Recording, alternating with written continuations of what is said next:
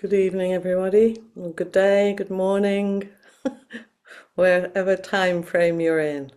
I'm so appreciative of you coming and joining everybody in practice. So we'll just spend a little while sitting together as other people arrive. So let's find where we are right now, how we're feeling right now, and we'll just start.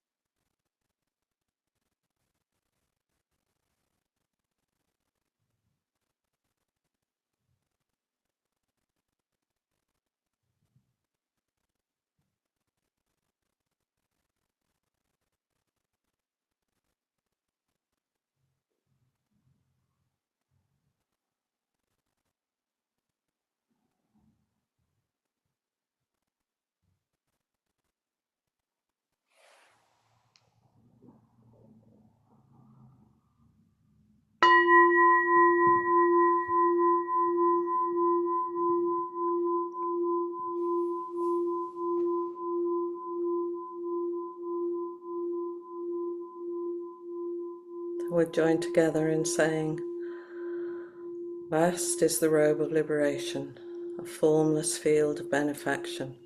Wearing the universal teaching, I realize the one true nature, thus harmonizing all being. Vast is the robe of liberation, a formless field of benefaction. Wearing the universal teaching, I realize the one true nature, thus harmonizing all being. Vast is the robe of liberation, a formless field of benefaction. Wearing the universal teaching, I realize the one true nature, thus harmonizing all being.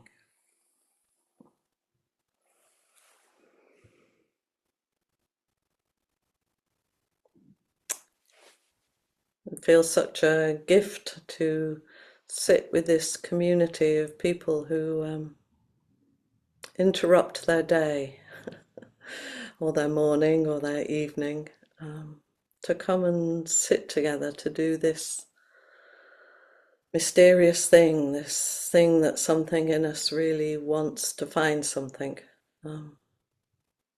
And we don't always know what that is, but something keeps us turning up, keeps us putting us back on our cushions and in these contexts and in this company. So I'm so grateful for people's practice, and I'm really curious about kind of what it is that gets people to this space, what it is that gets people to sit on the cushion. And as both a long-term therapist and a quite long-term human being, I kind of really know how deeply, often in a very troubled and kind of desperate way, we long for something to change. You know, we long for ourselves to change, or we long for the world to change, and we really want something to be different often. And that, you know, to take the backward step and to be able to see that longing as an expression of our basic goodness, not as something missing, not as something we're repairing or mending, or but actually as an expression, a deep expression of our basic goodness. And I know, you know, for myself, how easily that longing can be hijacked into the, you know, the curative fantasy, into the problem, into the thing I'm meant to be doing something about, rather than cherishing the longing as an expression. Certainly myself, I had a really powerful desire for radical change. I really, really did not want to be me. I really did not want to be me in this body, in the life I was in for a really long time. And I longed for a miracle.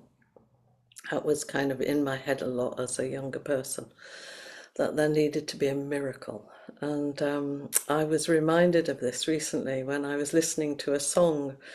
It's on an album by East Forest. I don't know if any of you know them. They're a band that include often the work of Ram Dass. Some of the music is just his voiceover to music in the background.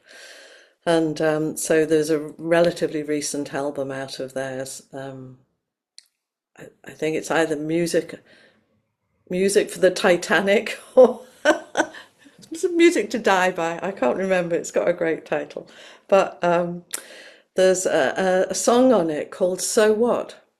So what? And it's one of his students, who's called Duncan Trussell, who starts off this song. And so apologies for, I'm going to quote him directly. And like me, he swears, but it's his words, not mine. So apologies for that in advance. He says, "I don't know if anything changes that much. Do you ever think about that? Like, let's say the Buddha does show up. Let's say the grand thing happened. Let's say Jesus rides in on the lion or whatever. You know, the thing is shown, the great unveiling. You know, then what? You're still going to end up on a UFO flying through space. You go to the bathroom and some asshole pissed on the seat, and you're going to be like, what the fuck is wrong with people?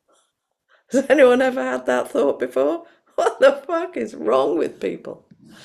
And quite often, what's wrong with me? And I think we've all probably had some version of that feeling at some point or other. And as I was thinking about this, so what? So what if the big thing happens? And I want to tell you a story about a miracle. It's a genuine, bona fide miracle. It happened to me. I was there, so I'm the guarantor of this one. Um, so in 1974, I was studying at college on the south coast of England in the UK, and I was going to be a primary school teacher. Never happened, thank the Lord.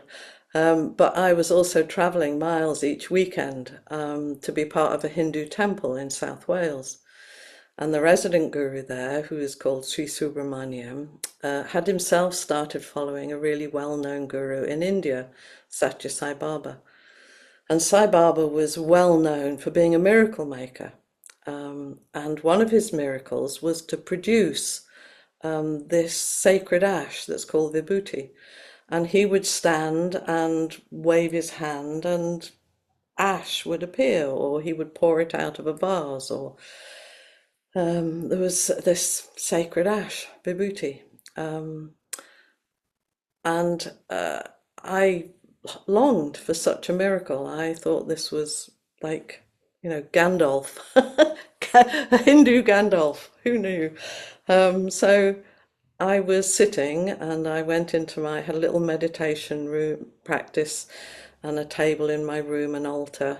And so I was sitting in my bedroom and I was sitting closed eyes and I was just willing the world to send me a sign, something, a miracle, something or other. I was calling on all the gods to come and help me, release me, do something. And I opened my eyes, and there on my altar was a small pile of the sweet-smelling sacred ash. I hadn't been there before. I hadn't done anything about it. I hadn't got an incense stick at that point lit. It was just on the altar. I was incredibly excited, as you might imagine. And I called the flatmate I was sharing. I was like, look, it's here. It's amazing. It's a miracle's happened. And then, so what? So what? Nothing changed. I didn't change. The world didn't change. My life looked exactly the same as it had before. I was as unhappy and as happy as I was before the miracle. It was a real kind of the awakening for me in that was that the miracle is so what? So what? Nothing changed. And I was really struck by that. I got the thing I longed for, and it didn't make any difference to me. And I imagine I'm not the only one of us who, longed for a miracle and maybe even got one and longed for that 180-degree turn and where everything changes and everything becomes different and all is well. And then we bump up into the absolute ordinariness of our lives. Where Flint said recently, impermanence and dissatisfaction are woven into the fabric of our lives, just as awe and wonder and beauty are woven in. And one of my favourite book titles is a book of Jack Cornfield's, and I just love the title. It's a very good book, but I love the title because the title is After the Ecstasy, the Laundry. And that got that same sort of feel for me about after these great peak moments or these awakenings or something is like there we are sitting in the ordinariness of our lives. Mark Van Buren says, everyone wants to save the world, but no one wants to help mum do the dishes. And I thought you could pretty much say we all want to save ourselves and be heroes, but we don't want to wash up our dishes. You know, that's the job, is washing our dishes. How do we do that? How do we lean, you know, kind of really fruitfully into the ordinariness of our lives? And how do we live kind of with the amazingness of that? The thing that's amazing is just being alive, having dishes to wash. And you know, I'm really sitting with this. So what? You know, so what? I got this fab new laptop. So what? I met the love of my life. So what? I got the promotion. I got the job. I got the recognition. I got the thing, whatever it is I crave. And then, so what? And by that, I don't mean that kind of life-denying, cynical, so what? But what does this actually mean in my life? You know, now I'm here. I've achieved, got, or lost. Not just achieved. Maybe I've lost something. Maybe my world has changed massively. And then it's, so what? So what does that mean? I've got my little pile of my mystical ash, which I still have, but I've still got the, so what next? Our little grandson, who's nearly 4, they were coming to stay with us, and he was woken up by his dad, and his dad told him that he was coming for the day with us. We were going to have them for the day, and he said, "Yes, that is a very good day," which I thought was incredibly cute at 4. But and it was a really good day. And it was a day that included at least 6 major meltdowns: tiredness, hunger, failure to get what he wanted, delight, achievement, playfulness, and scratching his twin so hard he drew blood. It was a day that had everything in it. It was a very good day. It was a very good day. So what? And what now? Duncan Trussell recounts asking Ram Dass if he was his guru. He'd just met him. He just met him. This is the 60s. Just met him. He says, "Are you my guru?" And Ram Dass said, "Yeah, now what?" And I love that kind of like, yeah, now what? Now kind of like, what are you going to do? Not, now I'm your guru, here's what I'm going to do. Now what? Now what do we do together? What are you going to do? For me, I feel like we sit in Zazen to keep meeting and re-meeting our minds again and again, and our longing for our lives to be different, and the way that we have these endless curative fantasies, or if you're like me, you have endless curative fantasies. And I'm wondering, you know, what happens when we soften this need? What happens when we soften our need for the world to change? And when we can meet the world with every single thing that's moving through it and think, I'm miserable. So what? I'm lonely. So what? I'm ecstatic. So what? Can we let go of all these different shifting states, and then something that's essential, something that's really essential is revealed? I am all of these changes and none of them. I'm inextricably linked with everything that's unfolding. At the very least, the question for me, the so what, is how do we live our lives so as not to make things worse? And how do we manifest our essential goodness as an appropriate response to this extraordinary, ordinary, mundane, amazing world that we find ourselves in all the time? And for me, this often means a kind of self-forgiveness, you know, for being me, for being this one who comes up short in whatever ways, or comes up long, or does well, or you know, whatever it is. I know I'm doing my best. And let's see what happens. Can I let go of it needing to mean something? Can I let go of making my story bigger than I am and as big as I am? Can I rest into my essential goodness? Duncan Trussell concludes, it's a very long tape. He talks a lot about UFOs and strange sexual practices. It's fascinating. But he concludes with saying, you might have the most incredible relief when you see, oh shit, right, this is it. Nothing's really changed that much. This is it. This is where it's at.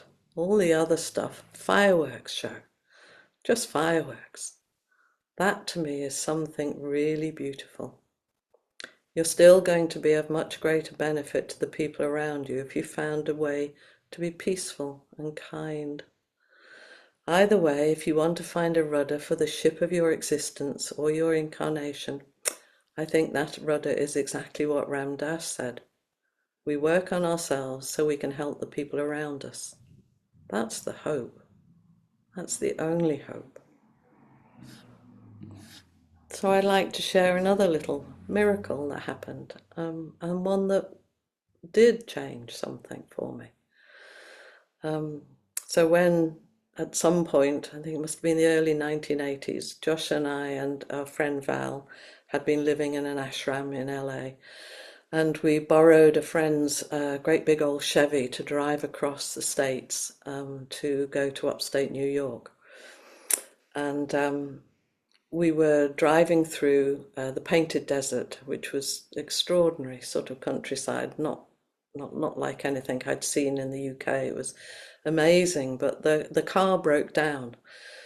And so there were three hapless, pale white people stood with not a mechanical brain amongst us, just in the middle of this desert, with the cars going by really fast on the highway, and just no mobile phones, just like no clue. We had no clue what to do.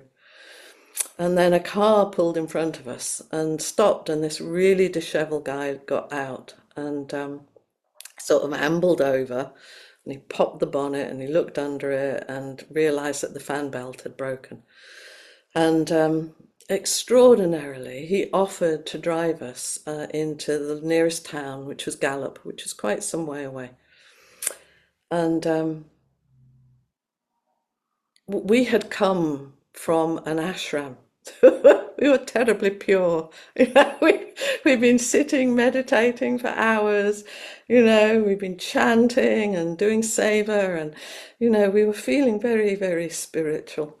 And then this guy offers us a lift in his car, and at that point, all our worldly goods were in the car.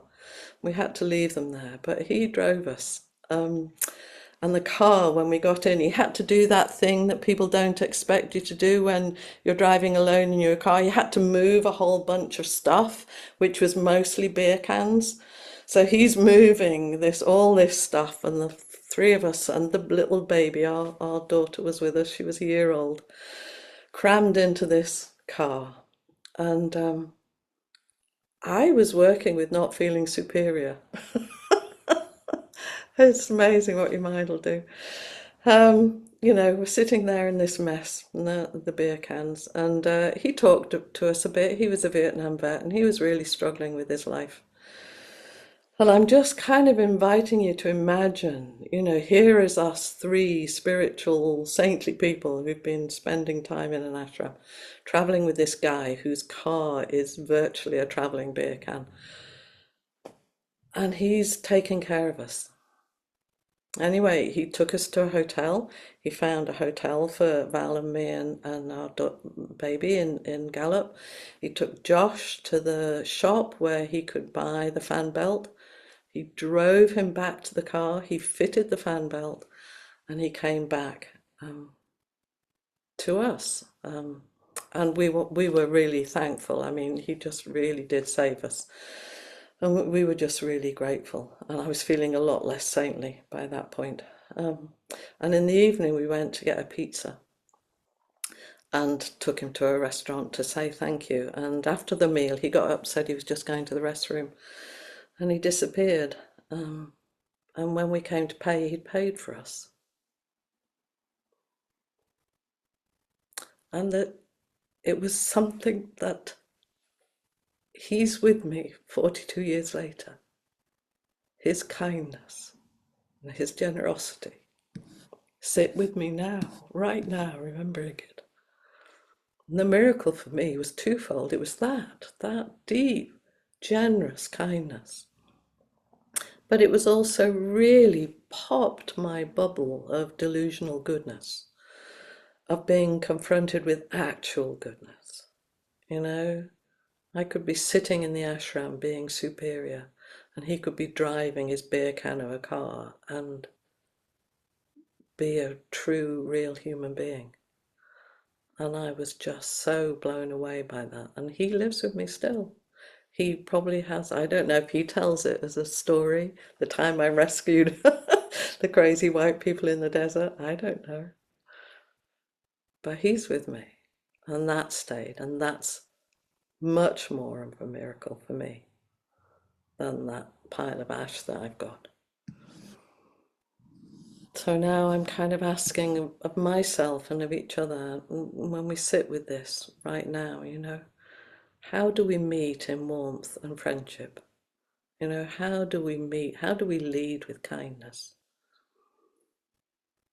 Because that's what actually answers the so what. So what? Be kind. So what? Be kind again. There's two pieces I wanted to finish with. And one's by a poet called Donna Ashworth. People may well have heard this one. It's called Good. Most people are good. Most people kiss their pets goodbye and read just one more bedtime story to their children. Most people visit their grandparents even when they have no time and stop by to check on quiet friends after a day too long and draining. Most people return their shopping trolleys despite being already late and let someone with only one item jump to the front of the queue. Most people give money when money is scarce, and most people worry about people they don't even know, day in and day out. When the world seems bad, remember, most people are good. And the other one is, again, one I'm sure you know. And I'm touched by how many people write about kindness. Like we keep having to remind ourselves, keep having to help each other remember. And the only thing you have to do is be kind. This is called Small Kindnesses by Danusha Lamaris. I've been thinking about the way when you walk down a crowded aisle, people pull their legs in to let you by, or how strangers still say bless you when someone sneezes, a leftover from the bubonic plague. Don't die, we're saying, don't die. And sometimes when you spill lemons from your grocery bag, someone else will help you pick them up. Mostly we don't want to harm each other. We want to be handed our cup of coffee hot and to say thank you to the person handing it, to smile at them and for them to smile back, for the waitress to call us honey when she sets down the bowl of clam chowder, and for the driver in the red pickup truck to let us pass. We have so little of each other now, so far from tribe and fire, only these brief moments of exchange. What if they are the true dwelling of the holy, these fleeting temples we make together when we say, here, have my seat, go ahead, you first. I like your hat. I like your hat. So maybe we can come together and share some kindness, like each other's hats, pull in our legs so someone can get past. I'd be really pleased to meet with anyone who wants to come forward and share anything that's been moved or anything you just want to do to meet. Thank you.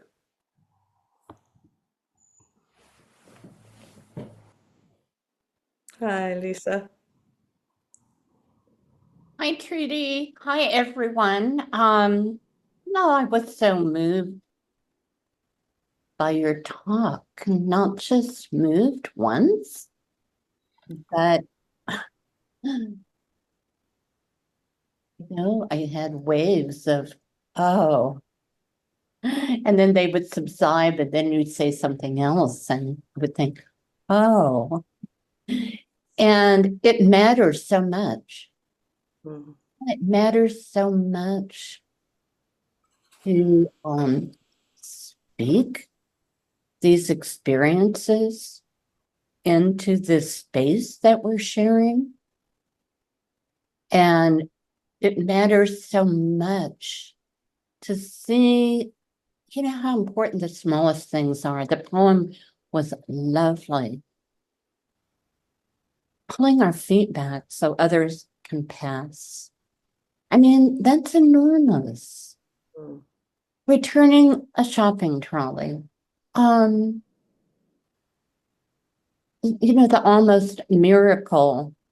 There aren't good words for these things. The man 43 years ago who stopped to help you. And, I've certainly had things like that happen in my life as well.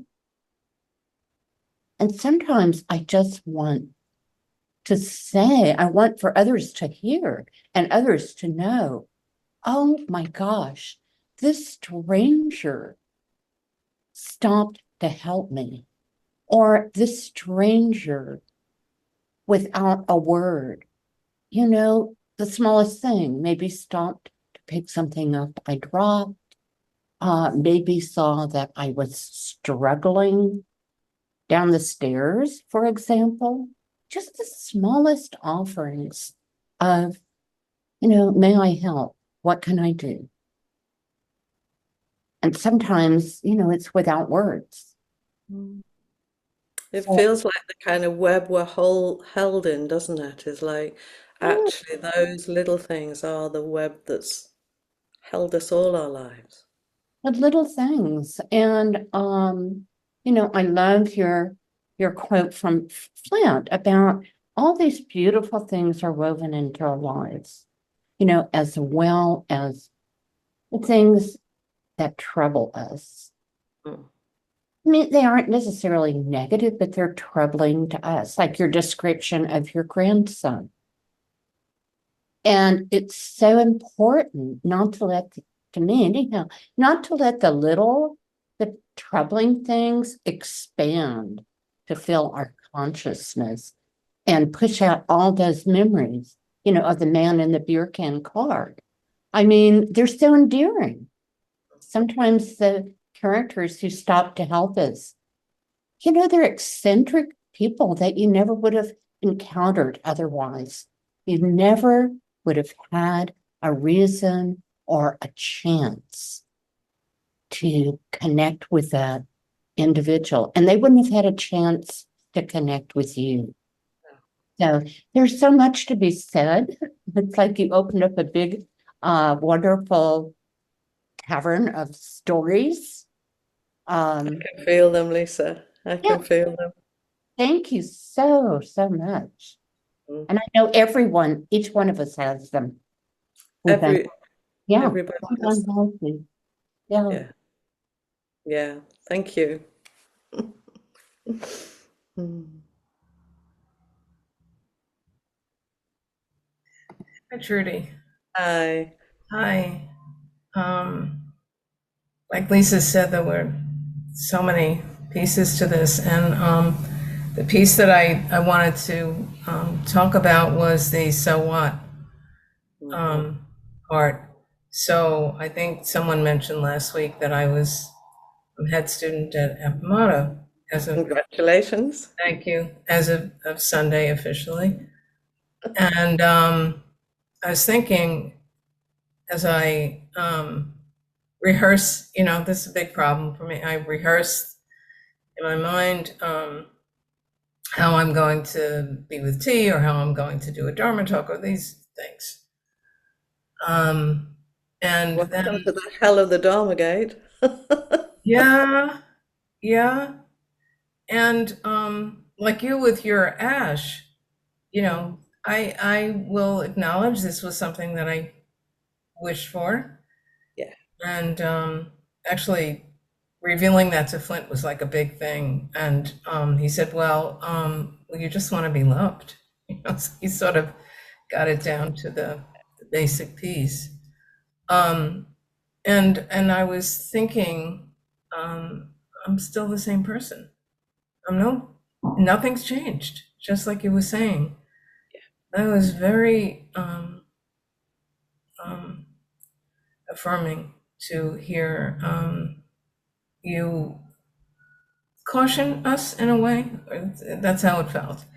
Yeah. Um, to to the, it's almost, for me anyway, it's seducing that these um, things that happen, Yeah. that appear to be, so different, and to and I wanted to respond now to the other things you said about the small things.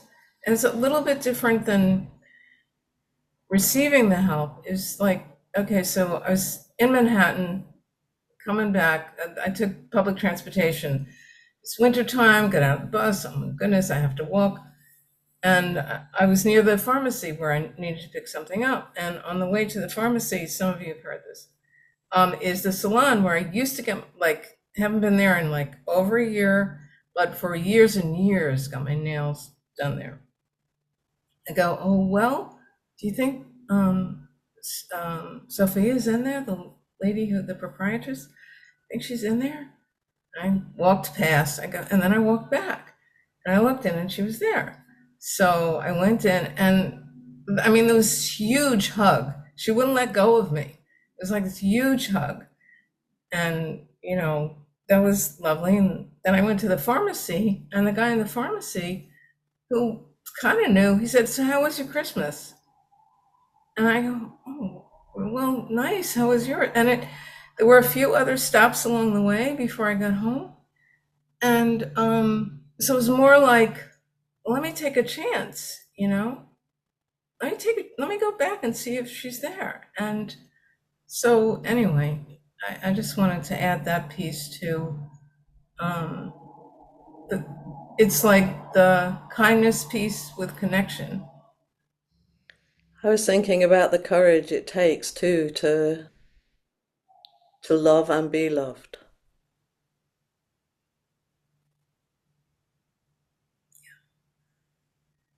Yeah, all of those things, the backward step to go into the salon was like for me, it was a big deal. Yeah. Yeah, and you're right.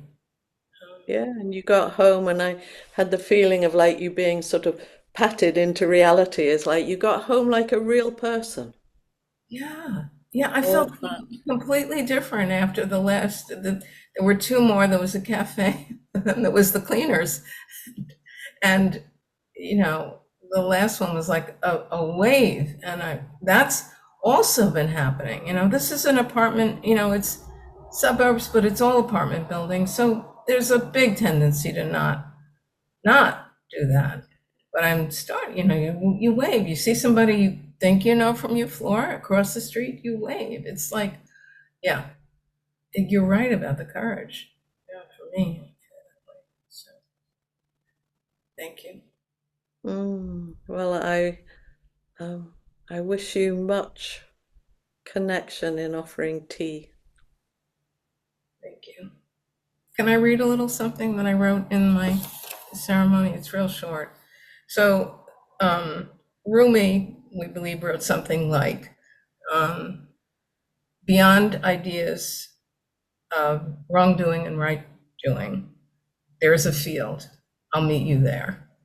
There's more to it, but so this is mine after him. Right now, in this moment, may the barriers to love begin to soften. And in that field, beyond all distinctions of me and you, let us meet and enjoy the oneness and movement of life. Thank you. Thank you. Mm.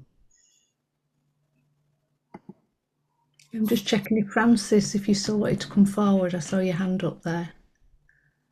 Yeah.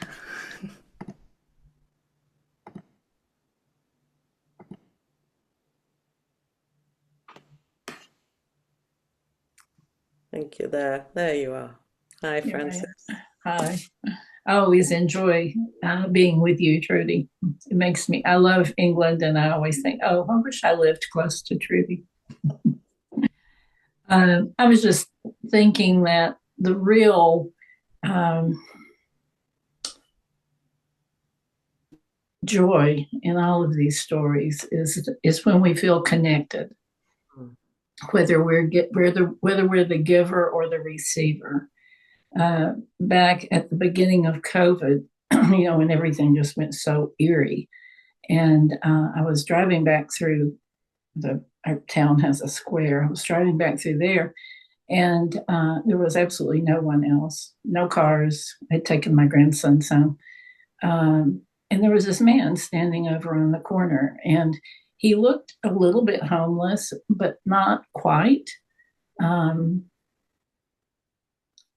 And I mean, I never stop and pull over in an isolated place, not knowing it.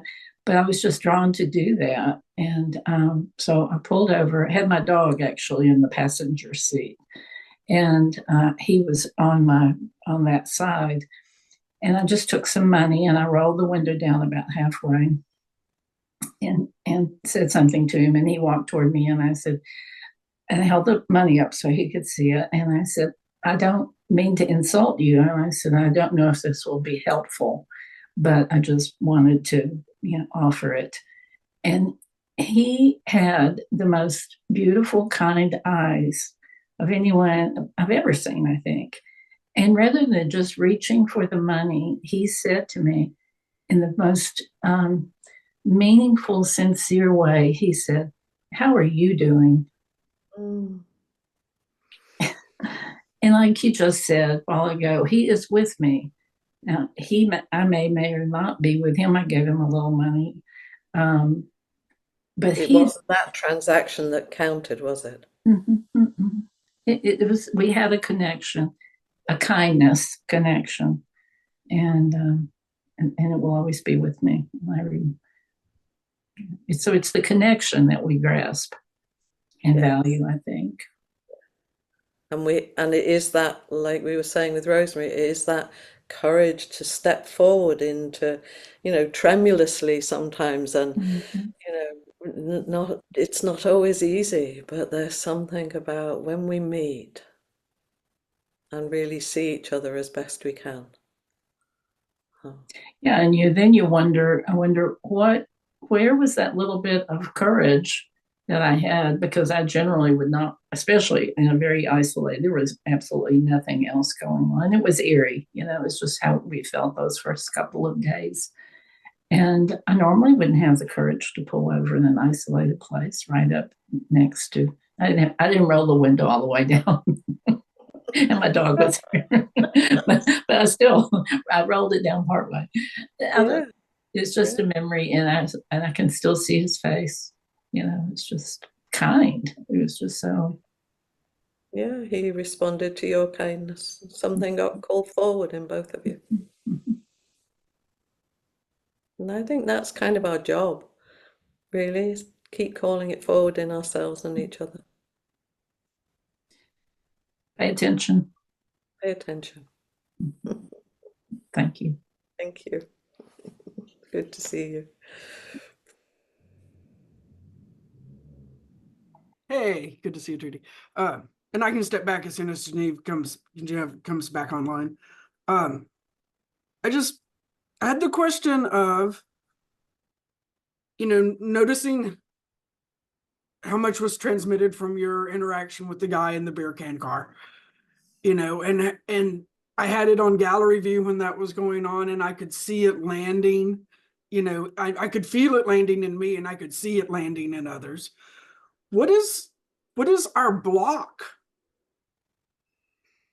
of not doing that? You know, is it like, is it just like as simplistic as we're caught in the self-centered dream?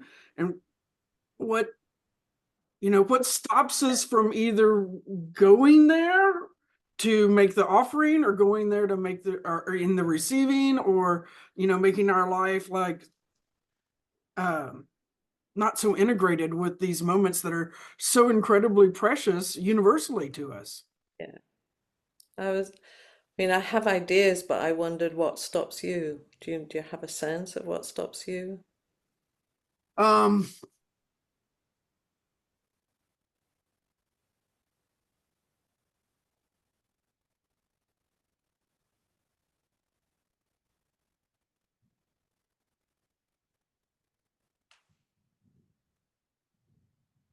I guess one thing is like that it's all too much, like a Mm, fear of overwhelm.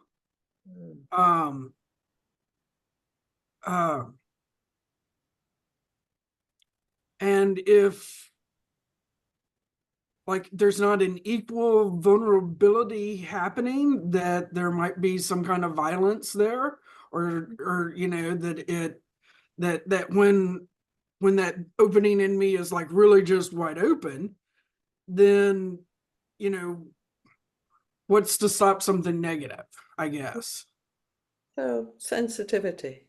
Yeah. Talking about some real sensitivity and some care of yourself in that. Um, and I guess you're noticing sometimes that's probably really needed, and sometimes it will be limiting. Sometimes it might not be overwhelming and it might be joyous. And I feel like my experience is that it's not overwhelming and it is joyous. And Yeah. so kind of like then with that knowledge, then why, it, some kind of self-centered block is still there. Yeah, we're a bit dumb. Okay. I can go there. I can take that. Yeah, all right. That tracks. That tracks. I mean that. It's kind of like we don't learn easily, do we? It's like, yeah, we can keep having that. It's okay. It's not overwhelming and it's mostly joyous. And probably these days, if it was painful, you would be resourced enough to cope. Yeah. You could reach out or you could manage yourself. It's kind of like, it's not likely to be totally destructive, but Yeah. So it's it's okay to still, just get out there and play. yeah, get out there and play. Thanks. I said Geneva's back, so I'm a Thank you.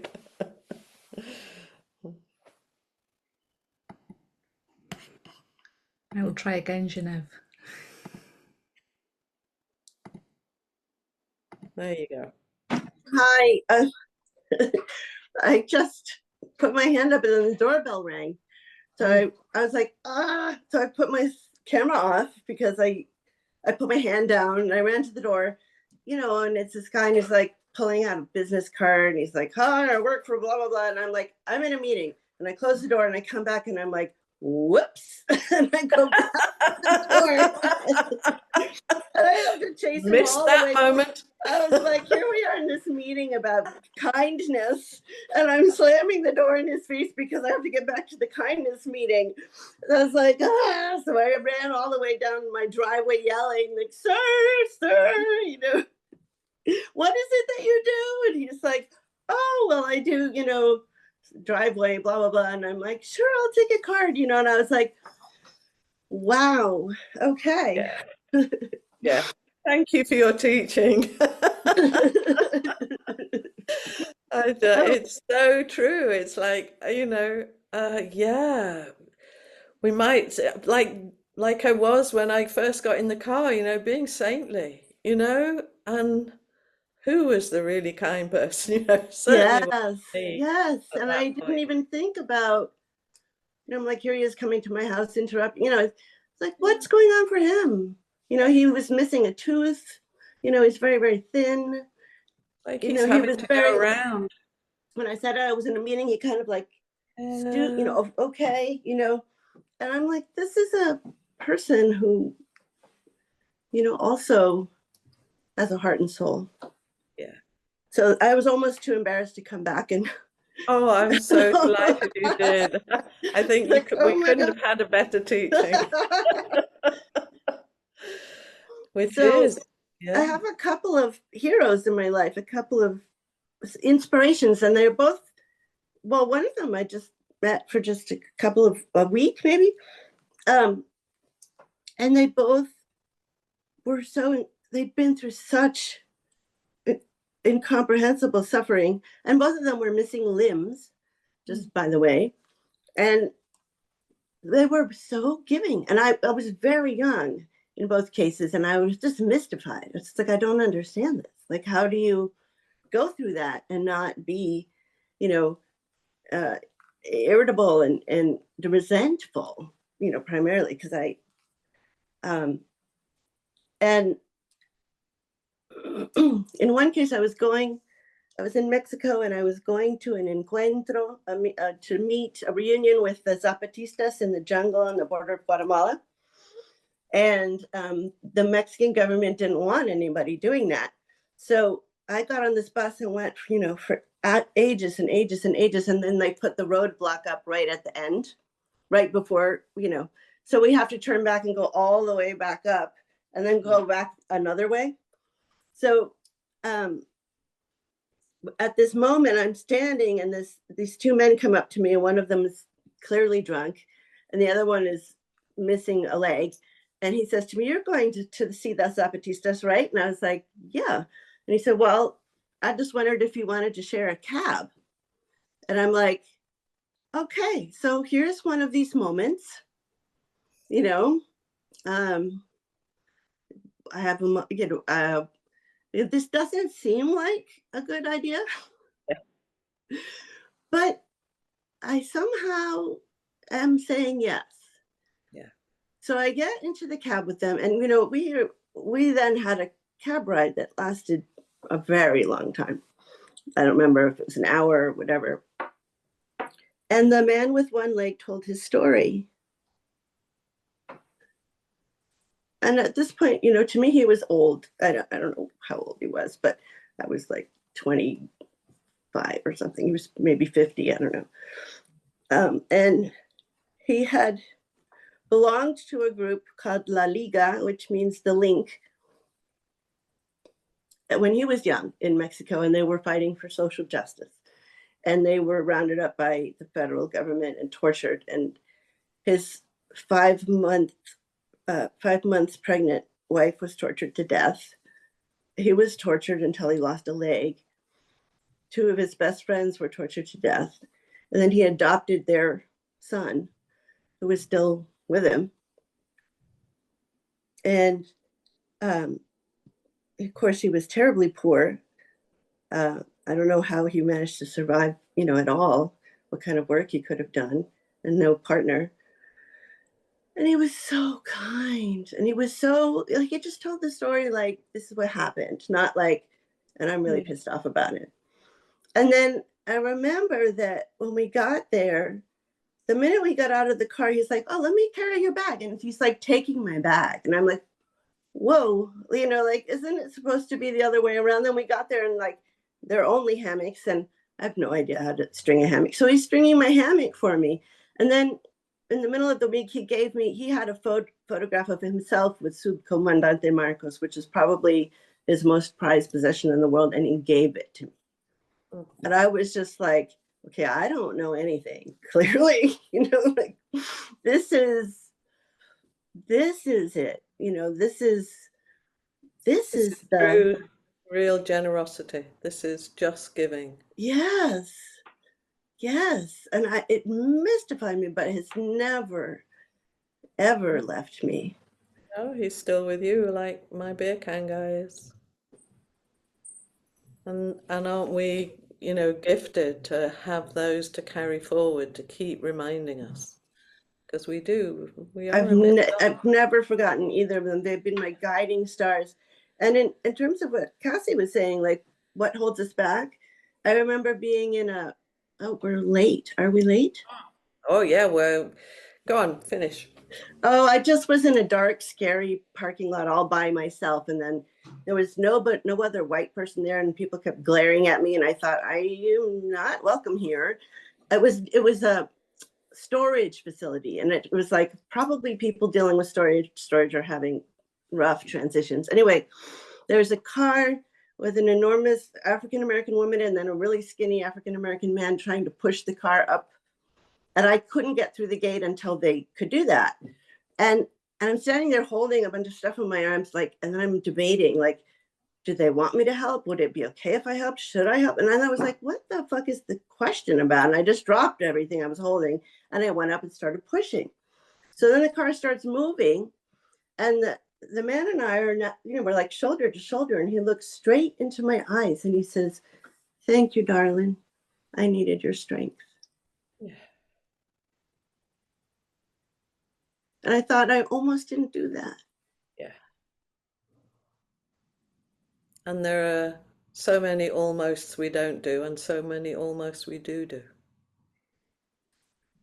Like running down your drive to catch a guy. So thank you for that. Thank you so much, Trudy. Good to see you. It's lovely. So we'll finish with something that points to one of our problems, being caught in the self-centered dream, but also the freedom to be in the moment and follow compassion's way. So let's say it together. Caught in the self-centered dream, only suffering, holding to self-centered thoughts, exactly the dream. Each moment, life as it is, the only teacher, being just this moment, compassion's way. Caught in the self-centered dream, only suffering, holding to self-centered thoughts, exactly the dream. Each moment, life as it is, the only teacher, being just this moment, compassion's way. Caught in the self-centered dream, only suffering, holding to self-centered thoughts, exactly the dream. Each moment, life as it is, the only teacher, being just this moment, compassion's way.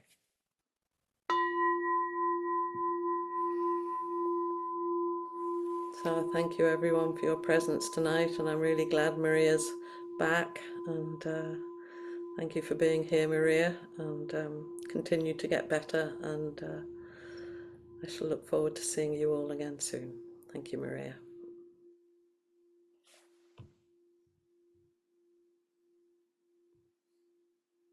Gosh, I've already forgotten to unmute myself. Thank you so much, Trudy. Thank you. That talk's moving away inside of me. I always get quite emotional when you do talks, but thank you so much, and thank you all so much for being here. I've really missed being in this space, and I've missed you all. It's lovely to be back amongst you. And if you'd like to offer Dana to Trudy, I'll put the link in the chat as well. It's justthiszen.org/giving. But thank you all so much for being here. And if you'd like to continue for a further 24 minutes, I think, pop yourself into gallery view. Ed's pinched that off me. He's pinched my saying, and I'll be with you in just a moment. Thank you all so much. Thank you.